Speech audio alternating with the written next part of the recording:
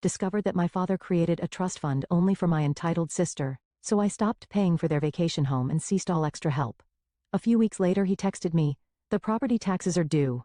No hello, no check-in." I calmly answered him. "How could you be so selfish?" my father shouted, his face reddening as he paced across the living room of their vacation home in Bear Lake. "Your sister needs that money for her new business venture. You have more than enough." I stood there stunned into silence, my hands still clutching the property tax bill I'd just been ambushed with. What was supposed to be a casual Sunday dinner had turned into an interrogation about why I wasn't pulling my weight anymore. My name is Louise Walsh, and at 33, I've built a successful career as a self-taught day trader. I wasn't born into money. Everything I have I've earned through countless sleepless nights studying market patterns and making calculated risks. For the past 5 years, I'd been quietly paying the property taxes on my parents' vacation home, covering my younger sister Megan's car payments, and funding family vacations without complaint. It was my way of giving back to the family that raised me, or so I thought.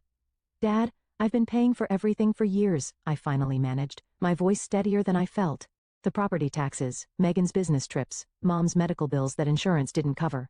I've never asked for anything in return, but I can't keep doing this forever." My mother sat silently on the couch, her eyes fixed on her hands folded in her lap. She wouldn't look at me, and that hurt more than my father shouting. "We gave you everything growing up," Dad continued, ignoring my words entirely. "And now that we need you, you're abandoning us while your sister is trying to make something of herself?" That's when I noticed the envelope on the coffee table, partially hidden under a magazine.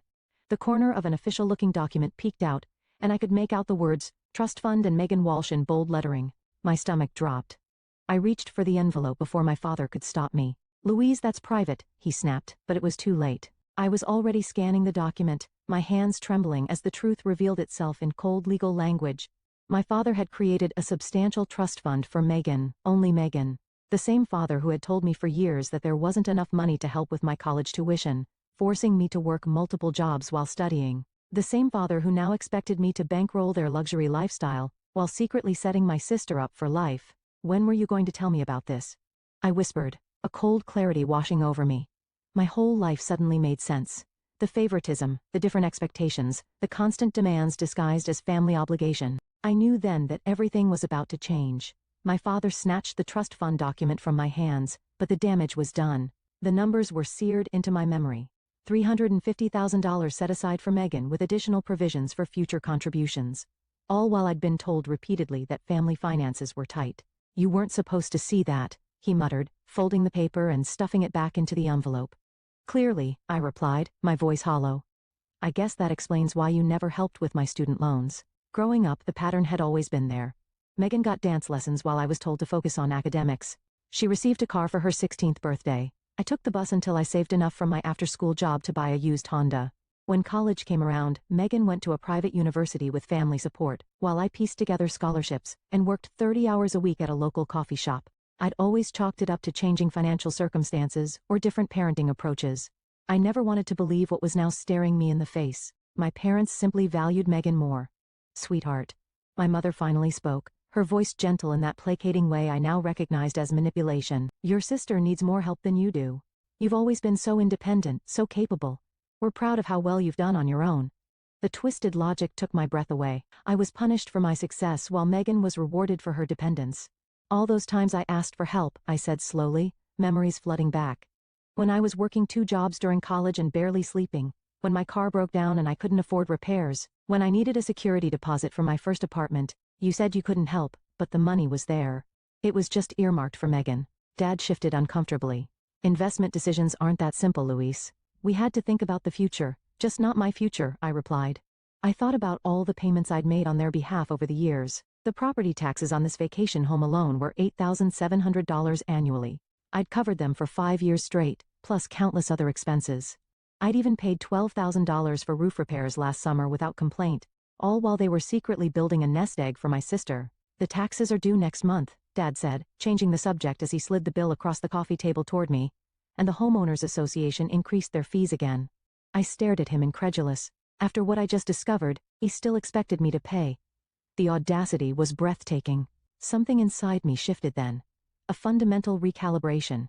I'd been played for a fool, but that ended today. "I'll take care of it," I said quietly, picking up the bill. My father visibly relaxed, missing the resolve in my eyes. The drive back to my downtown Salt Lake City apartment was a blur. Snow-capped mountains that usually brought me peace seemed to loom accusingly against the darkening sky. I'd been such a fool. Once home, I ignored my ringing phone, undoubtedly my father making sure I wouldn't renege on the property tax bill, and pulled out my laptop. With trembling fingers, I opened a folder I'd meticulously maintained for years, but never thought I'd need to use. Financial contributions, family. The spreadsheet that appeared represented thousands of dollars I'd poured into my family's needs. 5 years of property tax payments, $43,500. Megan's car payments I'd taken over when she claimed she couldn't afford them, $17,680. The new roof on the vacation home, $12,000. Medical expenses for my mother's knee surgery, not covered by insurance, $8,200. Family vacations I'd funded under the guise of gifts, $22,450. The total made me physically ill.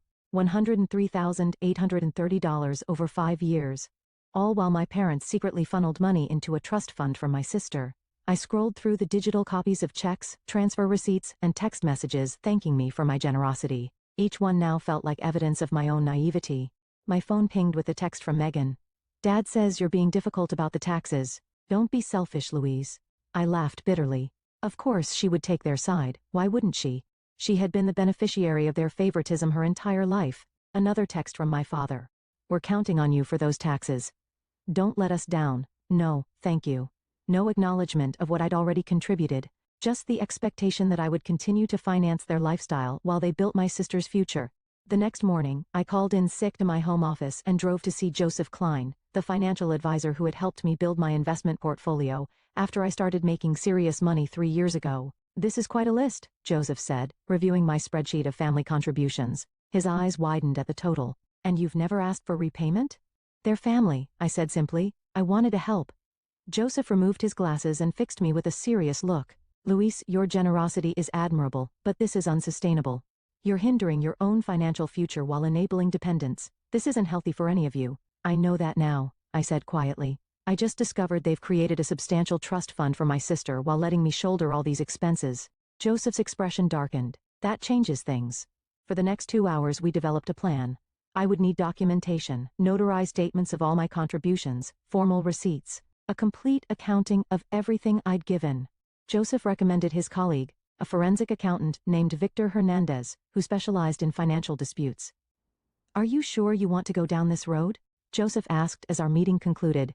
"Family conflicts over money can get ugly fast." I thought about the trust fund document, about years of being told there wasn't enough to help me while Megan received everything, about the property tax bill my father had pushed across the table with the casual expectation that I would handle it. "I'm sure," I said, my voice stronger than it had been in days. "It's time they understood exactly what I've been contributing all these years, and what happens when that contribution stops." As I left Joseph's office, I felt something I hadn't experienced in years when it came to my family. Power. 1 week after discovering the trust fund, I sat in Victor Hernandez's office surrounded by stacks of papers. The forensic accountant had been methodically organizing my financial contributions to the Walsh family over the past 5 years. "Your documentation is impressively thorough," Victor noted, sorting through bank statements and receipts. "Most people don't keep records this detailed." My day trading background had instilled good record-keeping habits. Every transaction, every transfer, every expense, all meticulously tracked and categorized. "So what's the total damage?" I asked, steeling myself for the answer. Victor slid a document across his desk. The final tally was even worse than my initial calculations. $118,745. The additional $14,915 comes from interest you've lost by diverting these funds from your own investments, he explained. "Based on your portfolio's performance over this period, that's a conservative estimate." I nodded, feeling a strange mix of vindication and grief. The numbers made the betrayal concrete, undeniable. "What now?" I asked. "That depends on what you want," Victor replied.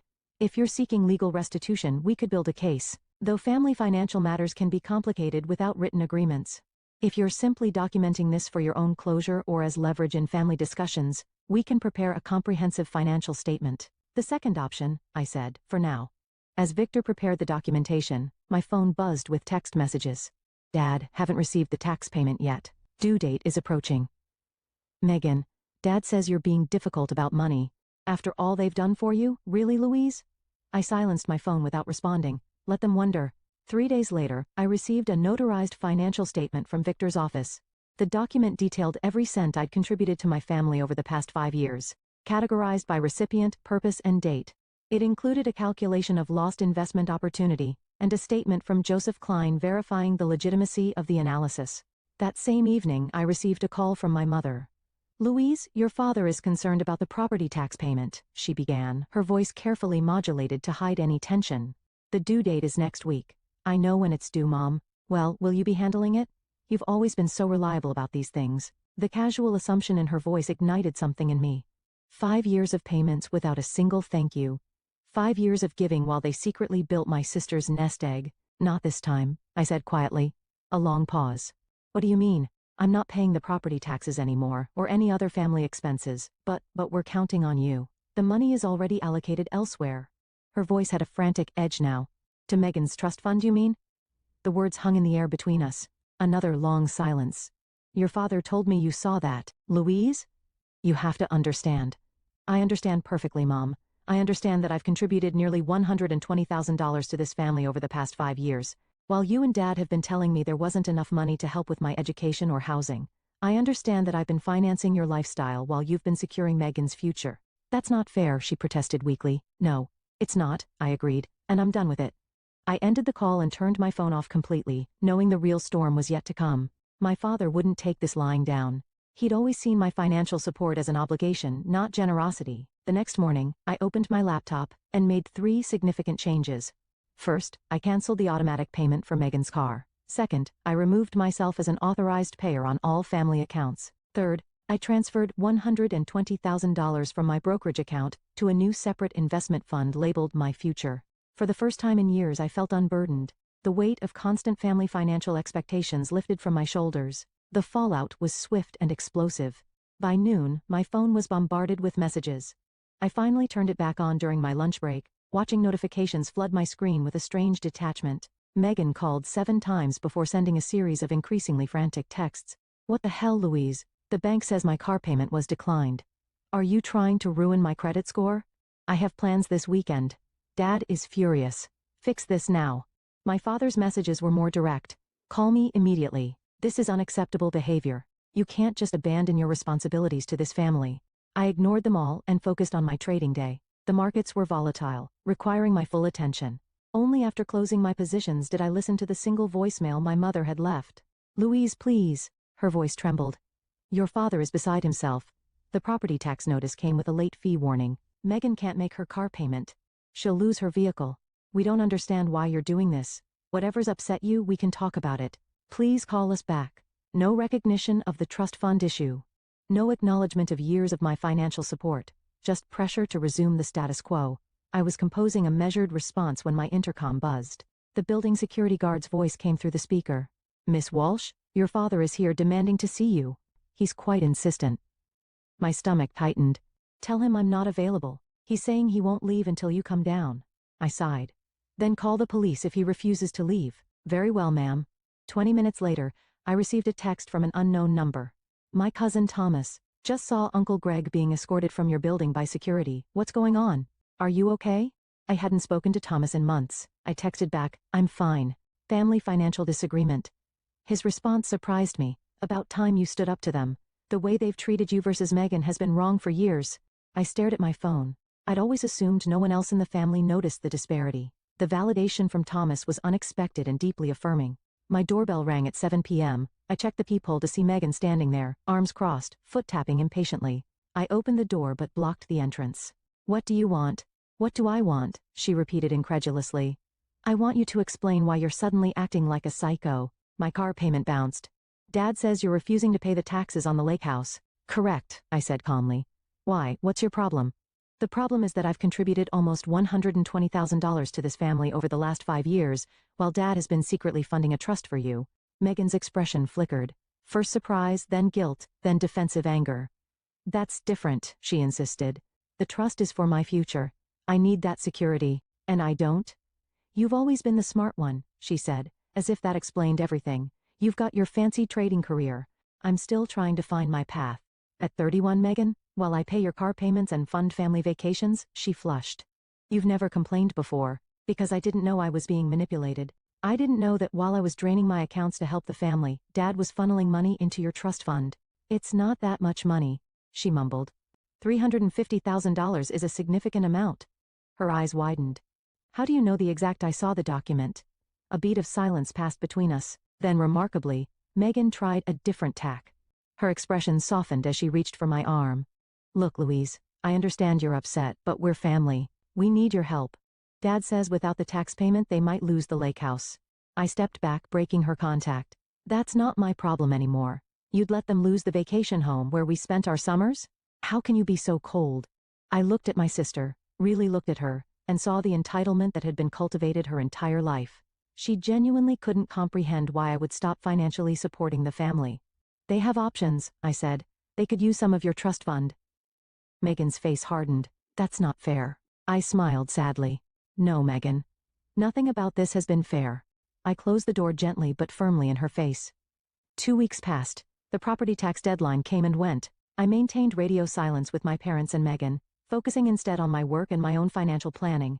Joseph had helped me restructure my investment portfolio now that I wasn't hemorrhaging money to my family. The difference was substantial. I could significantly increase my retirement contributions and even consider buying a small vacation property of my own. My newfound peace was shattered when I received an email from Uncle Pete, my father's brother. Luis, what's going on with Greg in the lake house? He's asking me for a $10,000 loan to cover property taxes and penalties. Said something about you refusing to help the family anymore. This doesn't sound like you. I sat staring at the screen, a bitter laugh escaping my lips. So my father was approaching other family members for money, rather than touching Megan's sacred trust fund. I carefully composed a reply, attaching a PDF summary of my financial contributions to the family over the past 5 years, along with a brief explanation of the trust fund situation. Uncle Pete's response came within an hour. Holy hell, Luis. I had no idea. No one did. Greg's been telling everyone how he's struggling to help both his daughters equally. This changes things. The next day my cousin Thomas called. Luis, there's something you should know, he said, his voice urgent.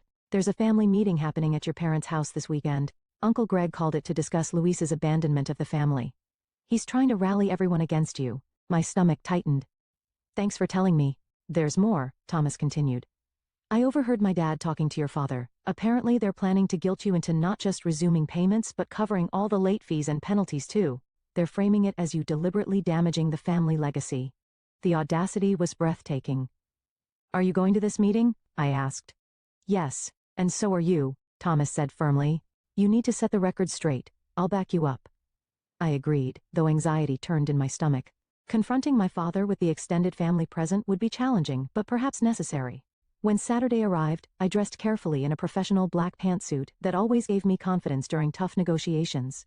I drove to my parents' house with the complete financial documentation from Victor, including the notarized statements and calculations of lost investment opportunity. The living room fell silent when I walked in. My father stood by the fireplace, clearly in mid-speech. Aunts, uncles, and cousins sat around the room, their expressions a mix of confusion and concern. Megan sat beside our mother on the sofa, both looking uncomfortable. Louise, my father recovered quickly, I'm glad you decided to join us. We were just discussing the family vacation home situation. I'm sure you were, I replied evenly, setting my briefcase on the coffee table. And I'm sure you provided everyone with all the relevant financial information. His eyes narrowed. We're discussing your refusal to meet family obligations. Interesting. I opened my briefcase, because I have 5 years of financial records showing over $118,000 in family obligations I've already met. Money that apparently wasn't available to help with my education or housing, but was somehow available for Megan's trust fund. A ripple of murmurs spread through the room. My Aunt Catherine, always direct, spoke up. What trust fund? I looked at my father, giving him the opportunity to answer. When he remained silent, I passed copies of the summary document to everyone in the room. For the past 5 years, I've paid the property taxes on the lake house, covered Megan's car payments, funded family vacations, and more, totaling nearly $120,000. During the same period, my parents established a $350,000 trust fund exclusively for my sister. The room erupted in overlapping voices. My father's face flushed deep red. These are private family matters, he thundered. Exactly, Uncle Pete interjected, standing up. Family matters, and in this family, we should treat our children equally. I hadn't expected this level of support. As the room divided into heated discussions, my father's gaze locked with mine. In his eyes, I saw something I'd never witnessed before. Fear. The fear of exposure, of his carefully constructed narrative crumbling. And behind that fear, something even more unexpected. Respect. The family meeting ended with my father storming out, and my mother tearfully following him. Megan sat frozen on the couch avoiding eye contact with everyone. The rest of the family lingered, processing the revelations. I had no idea it was this bad, Aunt Catherine said, studying the financial documentation. Greg always portrayed you as the successful one who didn't need help. Uncle Pete shook his head. This isn't right. The lake house has been part of our extended family memories for years. If you've been paying those taxes all this time, you should have some ownership stake. I hadn't considered this angle. The vacation property was titled solely in my parents' names despite my significant financial investment in it. I don't want the house, I explained. I just want them to recognize the unfairness of the situation. Thomas placed a hand on my shoulder. Recognition isn't enough, Luis. There should be consequences. 3 days after the family meeting, my phone lit up with a text from my father. No apology, no acknowledgement of wrongdoing, just 4 terse words. The property taxes are due. I stared at the message, incredulous at his audacity. After everything that had been revealed, he was still treating me like his personal ATM. That evening, I received an unexpected call from my mother. Louise, her voice was hesitant. Your father isn't handling this well. The lake house means everything to him. More than treating his daughters equally? I asked. Her silence was telling. Mom, I've contributed nearly $120,000 to this family. Dad created a $350,000 trust fund for Megan without ever offering me similar support. The disparity is glaring. I know, she admitted quietly. I've always known it wasn't right, but your father makes the financial decisions. I finished for her. I understand. But this is where it stops. The next morning, I texted my father back with a single attachment. A photograph of the complete notarized financial record of my contributions over the past 5 years with the total circled in red. No accompanying message was necessary. The documentation spoke for itself. An hour after sending the photo, my phone rang. I expected my father's angry voice, but instead heard Megan's. Louise? She sounded shaken. Dad just showed me all the documentation you sent. Is it really that much? Over $118,000? Yes, it is, I confirmed. Every penny documented and verified by a forensic accountant. There was a long pause. I had no idea, she said finally. Dad always told me you were helping a little here and there because you had extra money. He never said you were covering major expenses while he was building my trust fund. Her voice cracked on the last words. For the first time I heard genuine remorse from my sister. Louise, I don't know what to say. I feel terrible. It's not entirely your fault, I conceded. Dad created the situation, but I benefited from it, she said. And I never questioned it. I just assumed I deserved the help. Another long pause followed. Then Megan surprised me. I'm going to fix this, she declared. It's not right. Before I could ask what she meant, she hung up. The next day, I received formal documentation from my father's attorney. The property taxes on the lake house had been paid in full, along with a legally binding amendment to the ownership. I now owned a 25% stake in the property. Attached was a note from the lawyer explaining that Megan had insisted on using funds from her trust to cover the taxes and legal fees for the ownership transfer. My phone buzzed with a text from my father. This wasn't necessary. Family helps family. I didn't respond. His message revealed that he still didn't understand or refused to acknowledge the fundamental unfairness of his actions. Minutes later, another text arrived. This one from my mother. Your father is struggling with this, but I want you to know I'm proud of you for standing up for yourself. I should have done the same years ago. That evening Megan called again. I've asked Dad to split the trust fund equally between us, she said.